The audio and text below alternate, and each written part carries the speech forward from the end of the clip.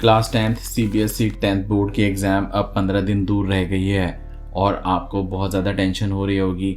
और ख़ासकर मुझे ऐसा लगता है कि जो इस बार कॉम्पिटेंसी बेस्ड क्वेश्चंस ऑलमोस्ट 50% आने वाले हैं, वो आपको समझ में नहीं आ रहे होंगे कि यार इसको कैसे करें, ये कॉम्पिटेंसी बेस्ड क्वेश्चन ये क्या भला है। बहुत सारे यूट्यूबर्स ने इसको एक्सप्लेन करने की कोशिश की है, लेकिन मुझे ऐसा लगता है कि अभी भी रियलिटी बहुत दूर है। तो इस वीडियो में मैं बहुत ज़्यादा एडिटिंग नहीं होने वाली है, मैं आपसे मेन बात करने वाला हूँ। वीडियो बहुत शॉर्ट होगा।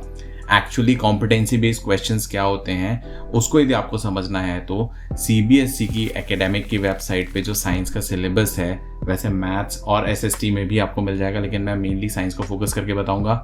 साइंस में यदि आप पेज नंबर 9 में जाएंगे तो आपको वहाँ पर कॉम्पिटेंसी बेस्ड क्वेश्चंस की रियलिटी पता चलेगी।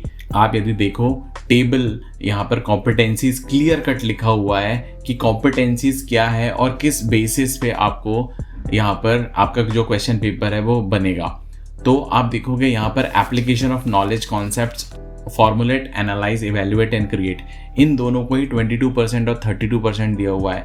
तो भैया ये तो ऑलरेडी 54% हो जाता है और आपसे CBSE ने बोला है कि हम 50% जो है वो कॉम्पिटेंसी बेस्ड क्वेश्चन पूछेंगे।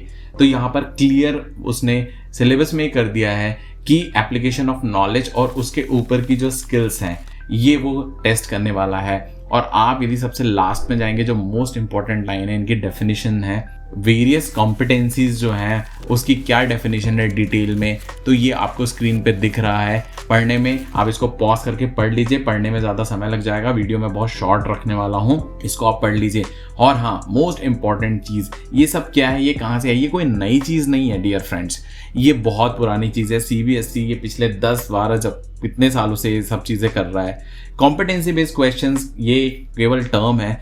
आप ब्लूम्स टैक्सोनॉमी याद रखिए, ब्लूम्स टैक्सोनॉमी, मैं इमेज भी लगा देता हूँ। ब्लूम्स टैक्सोनॉमी को आप रिसर्च कीजिए 2 मिनट, 1-2 घंटा। ब्लूम्स टैक्सोनॉमी क्या है, इसमें डिफरेंट लेवल्स ऑफ अंडरस्टैंडिंग क्या होती है, तो आपको समझ में आ जाएगा। तो इससे क्या फ़ायदा होगा, इससे ये फ़ायदा होगा कि आप चैप्टर को जब वापस से स्कैन करोगे तो रैंडमली आपको पढ़ने की ज़रूरत नहीं पड़ेगी। आप इन लेवल ऑफ अंडरस्टैंडिंग पे अपने चैप्टर से और प्रीवियस ईयर क्वेश्चन पेपर देख करके आप समझ जाओगे कि कौन से क्वेश्चन जो है वो एप्लीकेशन ऑफ नॉलेज या उसके ऊपर की कॉम्पिटेंसी को कवर कर रहे हैं। तो उससे रिलेटेड यदि आप फोकस करोगे तो ये अगले 15 दिन में आपकी तैयारी बहुत ज़्यादा कंडेंस्ड होगी और आप ये तैयारी बहुत अच्छे से कर पाओगे। Believe me, competency based questions जो होते हैं वो यदि आप समझ गए ना तो आप इस एग्जाम में बहुत अच्छा करने वाले हो। तो आई होप आप कॉम्पिटेंसी बेस्ड क्वेश्चन क्या होते हैं, कैसे आने वाले हैं, आप समझ गए हैं। इस पर डिटेल वीडियो यदि चाहिए तो आप कमेंट कीजिए, मैं इस पर डिटेल वीडियो बनाऊंगा।